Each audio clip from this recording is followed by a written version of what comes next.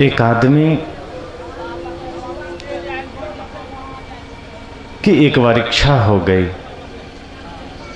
दूसरों के बारे में कुछ दोष निकालने की, जानने की। वैसे अक्सर आदमी की इच्छा दूसरों के दोष निकालने की ही होती है। बहुत कम ऐसा आदमी मिलेगा आपको धरती पर जो कभी ये कहा हो कि मैं खुद के बारे में समीक्षा करना चाहता हूँ, मैं खुद के दोषों को जानना चाहता हूँ। शायद ही ऐसा कोई मिले। तो एक आदमी था जिसके मन में एक इच्छा जगी, एक भाव जगा और वो निकल पड़ा। सबसे पहले कोयल मिल गई। उसने कोयल से कहा, कितना अच्छा होता अगर तुम काले ना होते, कितना अच्छा होता तू काले ना होते। उसके बाद वो गुलाब के पास गया। गुलाब से कहता है, कितना अच्छा होता तुझ में कांटे ना होते। उसके बाद समुद्र के पास गया, कहा कितना अच्छा होता कि तेरा जल खारा ना होता। उसके बाद वो चांद के तरफ देख कर कहता है, कितना अच्छा होता कि तुझ में दाग ना होते। इसके बाद चारों ने मिलकर, कोयल ने, समुद्र ने, गुलाब ने और चांद ने, चारों ने मिलकर इंसान से कहा कि ऐ इंसान, कितना अच्छा होता कि तुझ में दूसरों के दोष देखने की आदत ना होती। क्योंकि तुम्हें कोयल का कालापन तो दिख रहा है, तुम्हें गुलाब के कांटे तो दिख रहे हैं, तुम्हें समुद्र का खारापन तो नजर आ रहा है, चांद में दाग है ये भी तुम्हें दिख रहा है। लेकिन शायद तुम भूल रहे हो कि जिस कोयल के कालिमा को देखकर तुम उसे दोष दे रहे हो, उस कोयल की आवाज बहुत मीठी और मधुर है। यदि तुम्हारी दृष्टि उसके आवाज पर होती, यदि तुम्हारी दृष्टि उसके स्वर पर होती, तो शायद कोयल का दोष तुम्हें नजर ना आता। और यदि तुम्हें गुलाब का सौंदर्य नजर आ जाता, यदि तुम्हें गुलाब की खुशबू नजर आ जाती, तो शायद तुम्हें कांटे दिखाई ना देते और शायद तुम्हें समुद्र की गहराई और शांति नजर आ जाती, भीतर की समुद्र की विशालता नजर आ जाती, तो शायद खारेपन का ध्यान ना आता। और चांद की चांदनी अगर तू देख सकता, चांद की शीतलता अगर तू देख सकता, तो शायद दाग नजर ना आती। लेकिन तुम्हारी दृष्टि ऐसी हो गई कि सदैव तुम दूसरों को देखते हो, बाहर की ओर देखते हो। और जो व्यक्ति बाहर देखता है, जो व्यक्ति दूसरों का दोष निकालता है, जो व्यक्ति सदैव दूसरे में कमियां निकालता है, उस व्यक्ति की अपनी कमियां इतनी बड़ी हो जाती है कि कभी उसके तरफ उसका ध्यान ही नहीं जाता और धीरे धीरे वो कमियां उस व्यक्ति का व्यक्तित्व ही खत्म कर देता है। जैसे कोई व्यक्ति निरंतर दूसरों को देखता रहे, निरंतर दूसरे में कमियां निकालता रहे, निरंतर दूसरों के दोषों को निहारता रहे, तो एक दिन ऐसा जरूर आता है जब वो आदमी उन्हीं दोषों से परिपूर्ण हो जाता है। और तब उसे बाद में पता चलता है कि मैं भी उन्हीं दोषों से भर चुका हूं। लेकिन आदमी करे तो करे क्या? आदत ही इतनी खराब हो जाती है कि वो जहां आंखें ले जाएगा वो गलत ही देखेगा। उस आदमी की आदत ही उस मक्खी की तरह हो जाती है जो कभी फूलों पर बैठती ही नहीं है, वो तो गंदगी पर ही बैठती। संत कहते हैं, अपनी दृष्टि मधुमक्खी की तरह बनाओ। जब भी बैठो फूलों पर बैठो, जहां भी जाओ अच्छाई लेने की चेष्टा करो। अगर आप किसी को देखते हैं, संत तो यहां तक कहते हैं कि अगर कोई चोर भी सामने नजर आ जाए तो उसके जीवन में बुराई मत देखना, उपेक्षा कर लेना, अपनी आंखें फेर लेना और हो सके तो अपनी दृष्टि ऐसी बनाना कि एक छोटी सी भी अच्छाई उसके अंदर नजर आ जाए। अपनी दृष्टि आप ऐसी बनाना कि बाहर जहां भी आप अपनी आंखें ले जाओ, आप ये चेष्टा करना कि मुझे इस विशाल जगत में, इस खूबसूरत जगत में गलत नहीं देखना है। आंखें खुले, पूरे जगत में अच्छाई देखने की चेष्टा करें। अगर बुराई देखनी है, अगर गलत देखना है तो आंखें बंद कर लीजिए और अपने आप को निहारिए, अपने आप को देखिए कि जो बुराई मैं दूसरों में देखने की चेष्टा कर रहा हूं, जो गलती मैं दूसरों में देखने की चेष्टा कर रहा हूं, कहीं उससे मेरा जीवन भरा तो नहीं, कहीं वो कमियां मेरे जीवन में तो नहीं है। और यदि आपके जीवन में वो कमियां हैं तो आप उसे निकाल सकते हैं, लेकिन दूसरों में आई हुई कमियों को आप नहीं निकाल सकते। अगर दूसरों की बुराइयों को आप देख करके और अपनी दृष्टि खराब कर रहे हैं तो दूसरों के जीवन की बुराइयां तो आप नहीं निकाल सकते, लेकिन दूसरों और के बीच और आपके बीच एक खाइयां जरूर पैदा हो जाएगी, एक दीवार जरूर बन जाएगी, एक दरार जरूर आ जाएगी और वो दरार विरोध के रूप में खड़ा होगा। अगर विरोध की दीवारें गिराना चाहते हैं, यदि दूरियों की खाइयां मिटाना चाहते हैं, तो एक ही रास्ता है कि सामने उपेक्षा का भाव लेकर चलिए। जैसे कि आप रास्ते में चलते हैं, कोई चौराहा आ जाता है, चौराहा का मतलब जहां से 4 दिशा की ओर सड़क जाती हो, मार्ग जाते हो, और उस चौराहे पर खड़े होकर आप ये सोचें कि हमें जाना किधर है और आपको ख्याल आए कि हमें तो सीधे ही जाना है, तो आप क्या करते हैं उस वक्त? आप सीधे निकल जाते हैं। कोई आदमी ऐसा नहीं करता होगा कि जो सड़क दाएं साइड जा रही है, जो सड़क बाईं ओर जा रही है, उन मार्गों को वो गाली नहीं देता होगा कि तुम इधर क्यों जा रहे हो, तुम इधर क्यों जा रहे हो। वो दोष नहीं देता होगा, बस उसे नहीं जाना है उस मार्ग पर, उसे सीधे जाना है। वो गाली क्यों देगा, सीधे चल देगा। आपके जीवन की यात्रा अगर चल रही है, आप रास्ते में चल रहे हैं, अगर कोई व्यक्ति आपको पसंद नहीं आया, किसी का जीवन आपको पसंद नहीं आया, किसी का कर्म आपको पसंद नहीं आया, किसी की नियति आपको पसंद नहीं आई, तो आप उसको दोष मत दीजिए, गाली मत दीजिए, उसको देखने में अपना समय मत गमाइए। उपेक्षा करके आप अपने मार्ग में चलते बनिए। यही जीवन की सफलता होगी, यही जीवन का आनंद होगा। एक छोटा सा परिवर्तन आप अपनी दृष्टि में करिए, बहुत आसानी मिलेगी सुख से जीने में, बहुत सरलता होगी शांति से जीने में। एक व्यक्ति दृष्टि लेकर जाता है कि मैं मंदिर में जा रहा हूं, भगवान का दर्शन करूंगा, लेकिन वो मंदिर जाकर भी भगवान का दर्शन नहीं करता, क्योंकि मंदिर में भी वो सिर्फ कामना को लेकर जाता है, स्वार्थ को लेकर जाता है। एक व्यक्ति भगवान की पूजा के लिए बैठा है, उपासना कर रहा है, आंखें बंद है, और कोई आदमी बगल से गुजर जाता है, वो देखता है और कहता है तू इतनी हड़बड़ी में जा रहा है, मेरा ध्यान भंग कर दिया। एक मौलवी ध्यान में बैठा था, ध्यान क्या, वो खुदा की इबादत कर रहा था, और उधर से एक लड़की दौड़ी हुई आई, उसको ध्यान न रहा, वो मौलवी की आसनी पर चढ़कर चली गई, उसको ध्यान न रहा।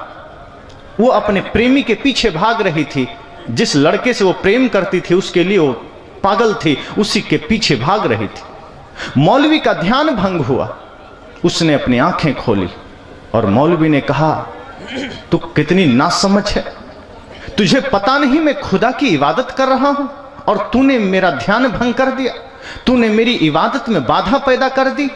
अरे तुझे इतना होश नहीं, अंधी है क्या, मेरे आसनी पर तूने पैर रख दिया। वो लड़की रुक गई और कुछ देर शांत रही, फिर कहती है क्षमा करें मौलवी साहब, लेकिन एक बात समझ में नहीं आई कि मैं तो एक साधारण लड़के के प्रेम में दीवानी हूं, मैं तो एक साधारण लड़के के पीछे भाग रही हूं और मेरा मन उसमें इतना लगा हुआ है, मेरा चित्त उसमें इतना लगा हुआ है कि कौन आसनी कहां है, कौन मौलवी कहां इबादत कर रहा है, मुझे कुछ पता नहीं चला। अरे आप तो खुदा की इबादत में लगे हैं, फिर आपको मैं कैसे दिखाई दे गई? इसका मतलब है आपकी इबादत झूठी है, इसका मतलब है आपका जो चित्त है, आपका जो मन है, आपकी जो उपासना है वो खुदा में नहीं है, वो दिखाने के लिए है। अगर आपकी इबादत सही से हो जाए खुदा से, तो मैं दौड़ी चली जा रही हूं कि जगत इधर उधर हो रहा है, आपको पता नहीं चलेगा। मैं तो संसार के एक साधारण लड़के में आसक्त हूं और मुझे आप दिखाई ना दिए, क्योंकि मेरा मन उसमें रम गया है। आप तो खुदा की इबादत में बैठे हो, खुदा के प्रेम में बैठे हो, खुदा के बंधन में बैठे हो, फिर ये कैसी प्रार्थना है, कैसी इबादत है? दृष्टि आपकी कैसी है इस पर निर्भर करता है। एक सूरदास मंदिर चला गया, लोग हंसने लगे कि ये क्या करेगा, क्या ये भगवान का दर्शन करेगा? बड़ी हंसी आई लोगों को और लोग बड़े मजे लेने लगे, चुटकियां लेने लगे कि ये सूरदास देखो मंदिर आया है भगवान को देखने। अरे हम लोग तो आंख वाले हैं, भगवान को देख लेंगे, ये सूरदास क्या भगवान को देख लेगा? लेकिन वो सूरदास बड़े मुस्कुराते हुए प्रार्थना किया और निकलने लगा। लोगों ने फिर कहा, ऐ सूरदास तू मंदिर किस लिए आया, तुझे तो भगवान दिखाई नहीं देंगे। सूरदास ने बड़ी गजब की बात कही, कहा मेरे मित्र, मेरे भाई, मैं अंधा हूं, मैं भगवान को ना देख सकूंगा, लेकिन भगवान तो आंख वाला है, वो तो मुझे देख लेगा कि ये भी आया है। अगर दृष्टि आप सही बना लें तो आप किसी भी रास्ते पर सफलता पा सकते हैं।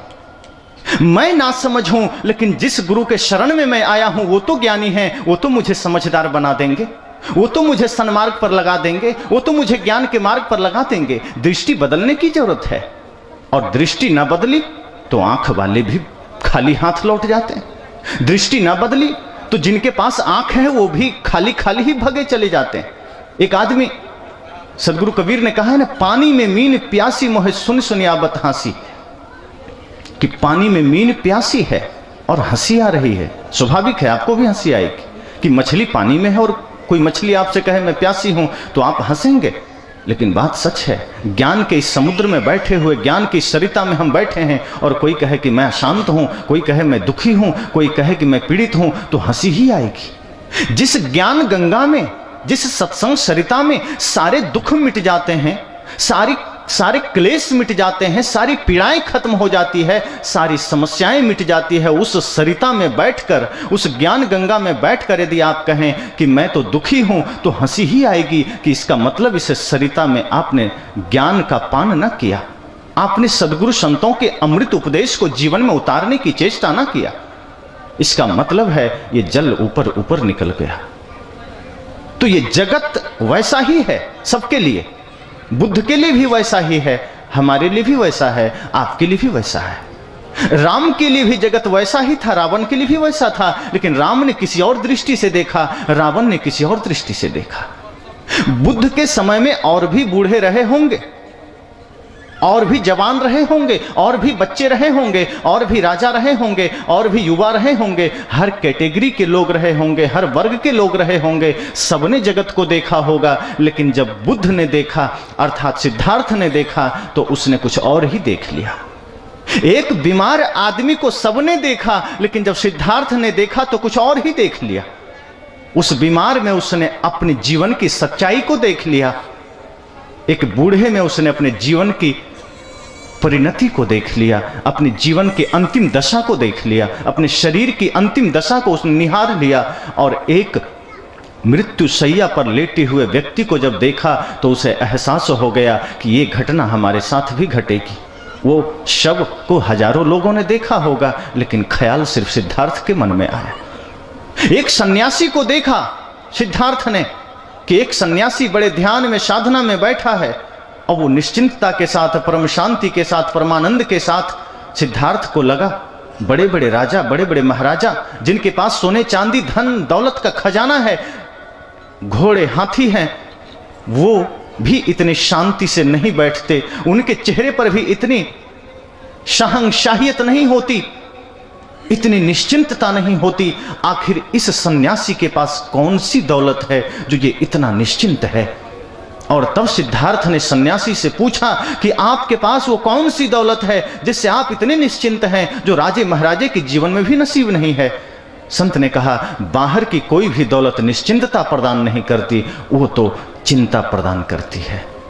जब भीतर लौट जाओगे, मन वासनाओं से मुक्त हो जाएगा, मन सारे कामनाओं से मुक्त हो जाएगा, और जहां तुम स्वयं अपने आप में स्थित हो जाओगे तो यही सहंशाहियत आ जाएगी। जिसे सदगुरु कबीर ने कहा, चाह गई चिंता मिटी मनुआ बेपरवाह, जिनको कुछ नहीं चाहिए वो ही शाहंशाह। सदगुरु कबीर ने कहा, अरे सम्राट तो वो है जिसको कुछ नहीं चाहिए, और जिन्हें कुछ चाहिए सदगुरु कबीर उन्हें भिखारी कहते हैं मैं उन्हें भिखारी कहता हूँ। टाटा बिरला डालमिया अंबानी जैसे लोगों को सदगुरु कबीर भिखारी कहते हैं, क्योंकि उन्हें चाहिए। कहा, जिन्होंने सिर्फ देना जाना है, जिन्होंने कामना ही छोड़ दी है कि अब कुछ चाहिए, वही सम्राट हो सकता है, शाहंशाह हो सकता है, और वही निश्चिंत हो सकता है। तो एक दृष्टि बदलने की जरूरत है, यही संसार आपके लिए सुंदर बन जाएगा। बुद्ध ने दृष्टि बदल ली, गोस्वामी तुलसीदास ने दृष्टि बदल ली, महावीर ने दृष्टि बदल ली, और बुद्ध के संपर्क में आके अंगुलीमाल ने भी अपनी दृष्टि बदल ली, रत्नाकर भी संत के संपर्क में आके अपनी दृष्टि बदल ली। और जैसे ही उनकी दृष्टि बदलती है, उनकी सृष्टि बदल जाती है, उनका देखने का तरीका बदलता है, उनका जीवन बदल जाता है। शबरी ने अपनी दृष्टि बदल ली, मां सीता ने अपनी दृष्टि बदल ली। उनके लिए जगत वही जगत है, उसी में मंथरा भी है, उसी में कैकेयी भी है, लेकिन सीता अलग आनंद में जी रही है, सबरी अलग आनंद में जी रही है। उसी जगत में विभीषण भी है, उसी जगत में रावण भी है, लेकिन विभीषण राम भजन में लगा है और रावण व्यभिचार में लगा है। जगत वही है, देखने का, जीने का दृष्टिकोण बदल गया, तरीका बदल गया। इसलिए मैंने कहा ये जगत ज्यों का त्यों है। आप ये मत सोचिए कि मेरे साथ भगवान ने अन्याय किया, लोग शिकायत करते हैं, क्या करें, पड़ोसियों के तो महल खड़े हैं, भगवान ने मेरे साथ ही अन्याय कर दिया है, झोपड़ी दे दिया, क्या करे, भगवान ने कुछ दिया ही नहीं। अरे कैसे नहीं दिया, श्वास ले रहे हैं, ये हवा किसने दी, प्रकृति ने। अगर सोचो आप जो श्वास ले रहे हैं, अगर इसके लिए आपको हर मिनट के पैसे चुकाने पड़ते तो गरीब तो मर ही जाते। तब तो बड़े बड़े धनपति लोग होते, वो पहले ही ऑक्सीजन भर के रख लेते।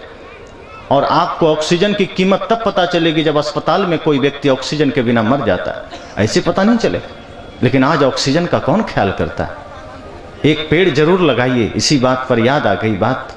एक पेड़ 14 लाख रुपए का ऑक्सीजन अपने जीवन काल में दे देता है। एक पेड़ जरूर लगाइए। तो वो ऑक्सीजन आपको फ्री में मिला है, ये धरती फ्री में मिली है। सड़क पर आप चलते हैं, कोई टैक्स आपको नहीं लगता है। ये सूर्य का प्रकाश आपको कोई टैक्स देना नहीं पड़ता है। जल के लिए आपको कोई टैक्स देना नहीं पड़ता है। शहरों में अलग बात है कि पानी भी अब पैसे में मिलता है, हर चीज के पैसे अब लगते हैं, लेकिन फिर भी जो सबसे कीमती चीज श्वास है, उसके पैसे आपको नहीं देने पड़ते। लेकिन शरीर भी मिला है, हाथ भी है, पांव भी है, दिल दिमाग सब कुछ है, तो क्या मेहनत करके 2 रोटी नहीं कमा सकते? फिर शिकायत कैसी, फिर पीड़ा कैसी? अरे आप मेहनत करिए, श्रम करिए, जीवन में सुख मिलेगा, शांति मिलेगी। और सबसे अधिक प्रयास ये करिए कि जीवन में शांति मिले। सुख तो मिलेगा, सुख का संबंध शरीर के साथ और शांति का संबंध आत्मा के साथ, आनंद का संबंध आत्मा के साथ। एक मजा है, एक सुख है, एक शांति और आनंद है। तो मजा मन से जुड़ी हुई बात है, सुख शरीर से, आत्मा से जुड़ी हुई बात शांति और आनंद है। और मजा, जब कोई आदमी कहता है आज के भजन में तो मजा आ गया, तो समझना कि वो भजन का मिट्टी पलीद हो गया। कोई आदमी कहता है आज सत्संग में बड़ा मजा आया, तो समझना वो सत्संग को समझा नहीं। क्योंकि सत्संग में मजा नहीं आता है, मजा तो मदारी भी ले आता है, बंदर को नचाता है, आप मजे में आ जाते हैं। फिल्मी गाने सुन के भी आप मजे में आ जाते हैं। सत्संग में मजा नहीं आता है, सत्संग में आनंद आता है, क्योंकि आनंद आत्मा से जुड़ी हुई बात है। आनंद शरीर से ऊपर, मन से ऊपर बात है। और सुख शरीर को मिलता है। आपको बढ़िया बैठने के लिए गद्दे मिल जाए, आप कहेंगे बड़ा सुख मिल रहा है। आपको डनलप पे गद्दे मिल जाए, एयर कंडीशनर रूम मिल जाए, बढ़िया गाड़ी मिल जाए, आप सुख का अनुभव करते हैं। लेकिन आनंद और शांति आत्मा अर्थात स्वयं के लिए है। तो दृष्टि बदलें। ये जगत बिल्कुल सबके लिए बराबर है, कोई भेदभाव नहीं है, कोई इसमें ऐसा नहीं है कि आपके साथ अलग, दूसरे के साथ अलग। सरकार भले भेदभाव कर दे, कोई आपका परिवार में कोई व्यक्ति भले भेदभाव कर दे, या कोई व्यक्ति ही भेदभाव कर सकता है, प्रकृति कभी कोई भेदभाव नहीं करती। इसलिए इस जगत को ज्यों का त्यों आप अपने अनुसार देखिए, लेकिन ये चेष्टा करिए कि बस हम अपनी आंखें अपनी ओर कर लें, हम अपनी दृष्टि अपनी ओर कर लें, क्योंकि जगत तो बहुत विशाल है, देखते देखते थक जाएंगे, कुछ मिलेगा नहीं। अगर अपनी ओर निहार लें तो समय थोड़ा है, वक्त कम है, क्या पता मौत कब आ जाए। और मौत के आने से पहले अगर अपने आप का निरीक्षण कर सके, अपने आप को देख सके, अपने आप की समीक्षा कर सके, तो शायद जीवन रहते जीवन का कल्याण संभव है, शांति संभव है, परमानंद संभव है। और यही उद्देश्य सत्संग का है, यही उद्देश्य जीवन का है। यही शुभकामना करते वाणी को विराम देता हूं।